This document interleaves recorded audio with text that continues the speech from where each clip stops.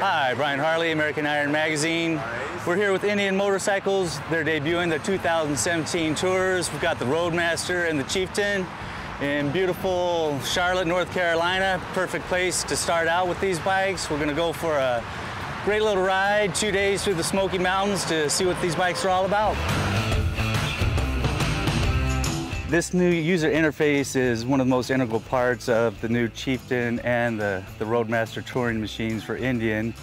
This gentleman right here, he knows more about it than anybody else, so we figured we'd go to the source. So why don't you introduce yourself, introduce your position with Indian, and let's talk about this new console. Sure, I'm Neil Quaddy. I'm the program leader for Indian Heavyweight. So on the new 7-inch touchscreen, we wanted to hit on a couple large things. The biggest thing about this was really getting it so that the consumer has it out in front of them, having the largest, the fastest, and most customizable screen.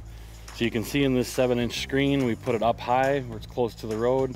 It's close to you when you drive, so you can reach it, and then you'll see in the speed of the system how fast it works. So when we went through, we wanted to make sure that as you're riding, most of your attention is on the road.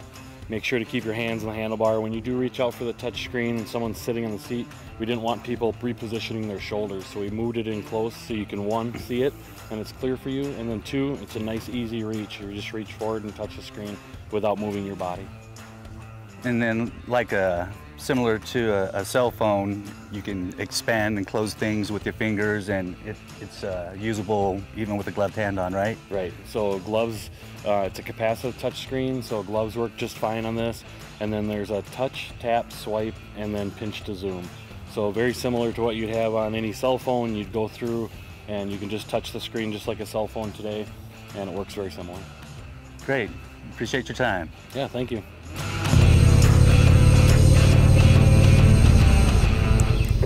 Okay, 2 days, hundreds of miles, just about every type of road you could encounter, highway miles, super slab, twisty stuff in the mountains, really fast sweepers of the Blue Ridge Parkway. Gotta admit, the bike handled everything we threw at it.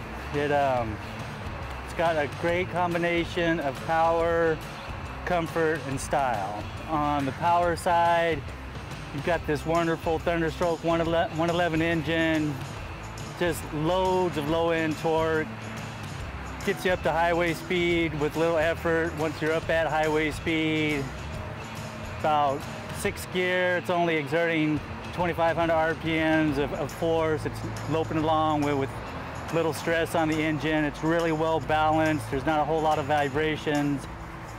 On the comfort side, for a 6-foot-tall rider like me, it's just, the ergonomics are spot on. The handlebars fall naturally at hand. You've got a really nicely contoured seat, upright ergos, got some nice long floorboards so you can move your feet around and kind of switch your pressure points every now and then on long rides. In the styling department, I mean, look at it, you know. Indian's done a great job of blending both heritage styling and making sure that they stay true to the Indian mark, but also injecting, you know, its own identity to make it contemporary, to make it a good combination of both, from the valence fenders on the classic side to, you know, the unique, just easily identifiable front fairing that they established for their bagger and their scorer. The only, you know, couple little things that I've noticed, roll-on power is good, but if you're not in the meat of the power band, it'll take a little bit for it to build up before you get that hit. If you've got the RPMs up, then you're fine, but anything under maybe 3,000 RPMs, it takes a little bit before you get that hit and you get up and go. On the front brake, I personally would still like to see a little bit more power. It doesn't have a really strong initial bite. I wish it would, you know, really dig in a little bit more without having to squeeze the lever quite as tight as I have to before it really gets into the front brake.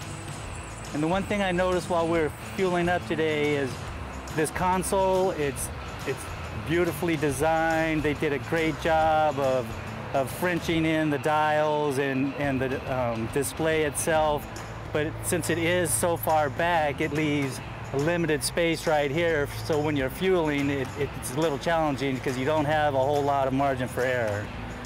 But beyond that, in the past, I've done comparisons between this and the Street Glide. I've also compared the Roadmaster with the Ultra Classic Electric Glide, and I always gave the advantage to Harley Davidson, and it was predominantly because I noticed just a little gap in refinement. You know, Harley's had those models for years and years. They've had more time to dial in the package. Well, now that Indian's had a few years to work with these models, that gap has definitely decreased. And now I'm not even sure if there, truly is a gap, which means that it's definitely comparison time. Until then, Brian Harley, American Iron Magazine, signing off.